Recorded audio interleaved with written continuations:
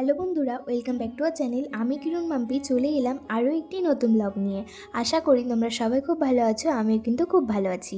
তো চলো আজকের ব্লগটা এখান থেকেই শুরু করা যাক। পুরো ব্লগটা দেখো, আশা করি তোমাদের খুব ভালো লাগবে। আর চ্যানেল নতুন হয়ে থাকলে চ্যানেলটি অবশ্যই সাবস্ক্রাইব করে দিও, তার সাথে কিন্তু লাইক কমেন্ট শেয়ার করতে একদম ভুলো না।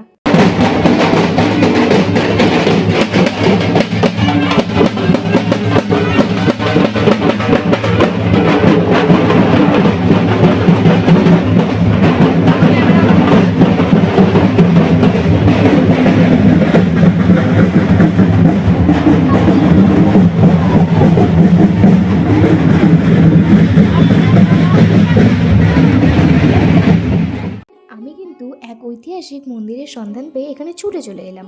দাঁড়াও পুরো গল্পটা তোমাদেরকে শোনাচ্ছি, সবটা দেখতে থাকো, তাহলে কিন্তু অবশ্যই তোমরা বুঝতে পারবে। আমি এসেছিলাম সেই বিখ্যাত মন্দির মাতা বিদ্যেশ্বরী ও বাবা রামেশ্বরের কিন্তু মন্দিরে। তো আজকে ছিল মাতা বিদ্যেশ্বরীর মায়ের অধিবাস। এখানে 108টি ঘট নিয়ে কিন্তু জল ভরাতে যাওয়া হয়। আজকে ছিল কিন্তু মাতা বিদ্যেশ্বরীর মায়ের প্রথম দিনের পুজো।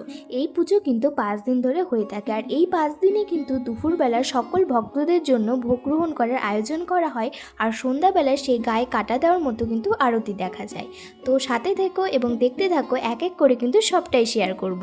গঙ্গারামপুর, রায়গঞ্জ, বালুরঘাটের খুব কাছাকাছি পতিরামের মধ্য দিয়ে বালুপাড়া গোপালগঞ্জে কিন্তু এই মন্দির রয়েছে। এই জায়গাটা কিন্তু ধাদলপাড়া বা শিববাড়ি নামেও কিন্তু পরিচিত। তোমরা এখানে এসে যদি কাউকে বলো মাতা বিদ্যেশ্বরী মায়ের মন্দির কোনটা, তোমাদের কিন্তু অবশ্যই দেখিয়ে দেবে।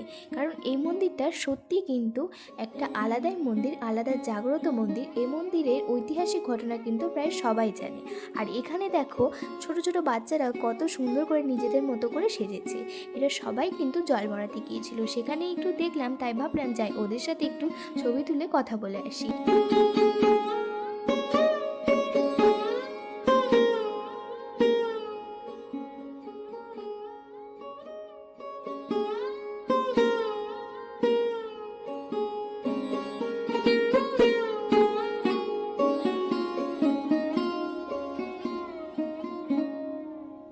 আর এই সেই জায়গা যেখানে বিশাল এক বটগাছের ভেতর থেকে কিন্তু মাতা বিদ্যেশ্বরী মা আমাদেরকে দর্শন দিয়েছিল।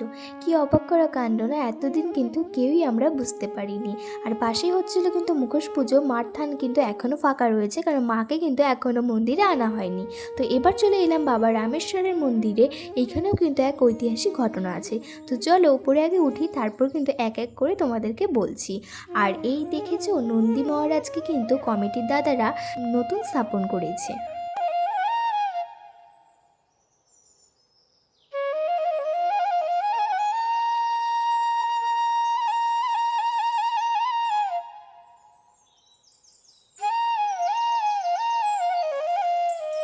সেই বাবা রামেশ্বরের মন্দির, যেখানে বাবা ভোলেনাথ কিন্তু আপনা আপনি মাটি ভেদ করে আমাদের দর্শন দিয়েছিল। এতটা ভিড় থাকার জন্য কিন্তু ভেতরে ঢুকে দেখাতে পারলাম না, অবশ্যই কিন্তু বাবার দর্শন করিয়ে দেব।